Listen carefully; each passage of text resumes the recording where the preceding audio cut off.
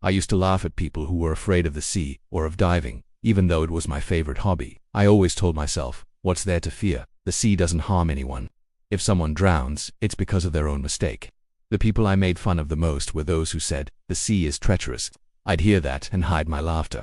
But after what happened to me, I never laughed again. My name is Salem. I'm 22 years old. I loved diving and doing things people thought were crazy. I would always film my adventures on Snapchat strange places. Wild trips, but what I'm about to tell you today, I neither recorded nor uploaded. Not just because my phone wasn't working at the time, but because even now, I still can't fully comprehend what happened. I had many friends, but the closest were Majid, whom I'd known since middle school, and Faisal, whom we met in high school. We became like three brothers.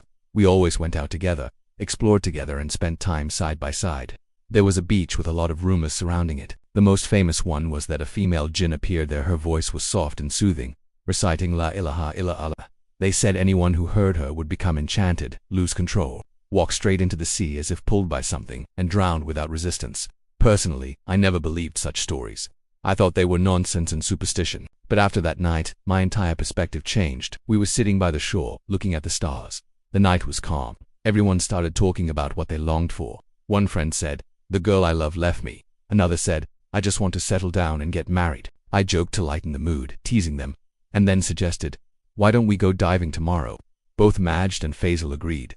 The next day we packed up and headed out. On the way, the car battery died, and a stranger stopped to help us. Oddly, before leaving, he warned us, "Are you heading to Beach 72? Don't go there. It's not safe. Whoever goes there doesn't return." We laughed it off and ignored his advice.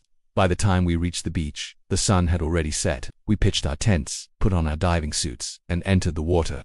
At first, everything was breathtaking. The corals, the fish, the silence beneath the waves. I felt peace unlike anything else, as if I had left the world behind.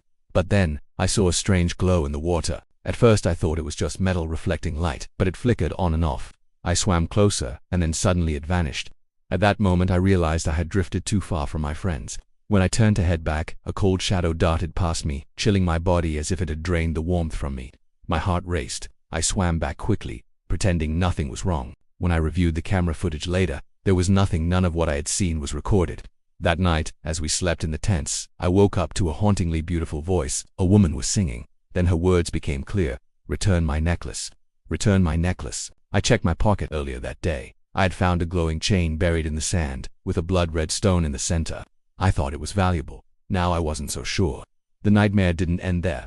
Majdi began acting strange, almost possessed, insisting he wanted to dive in the middle of the storm. His eyes turned blood red. He attacked me with unnatural strength, searching through my belongings until he found the necklace. Faisal and I struggled to restrain him. In desperation, I struck Majid on the head with a rock to stop him. He collapsed, bleeding but alive. Suddenly, the same female voice whispered my name. "You are the reason, Salem. You took my necklace. You will pay the price." The storm outside intensified. Our tent shook violently as thunder and waves crashed. But just as suddenly as it began, everything stopped. Silence later, Majd regained consciousness but remembered nothing. Both he and Faisal admitted they had also heard the same voice and dreamed the same nightmare as me. At that moment, I realized this wasn't just in my head. We were all trapped in something far beyond our understanding. The night dragged on in terror until finally, the dawn broke. But what happened after is even harder to explain. At some point I lost myself completely. My friends told me I walked into the sea in a trance, muttering that I wanted to dive. They chased me, dragged me out, and found me unconscious, not breathing. They rushed me to the hospital. My heart had stopped. For 3 months I was in a coma, kept alive only by machines. When I finally woke up, weak and unable to walk, my family and friends were there, crying with relief. Doctors said it was a miracle I survived. Since that day, I never went diving again. I abandoned my love for the sea completely. Even hearing the word beach makes my chest tighten. And my advice to anyone who hears this: when elders warn you about a place, when they say it's cursed or dangerous, believe them.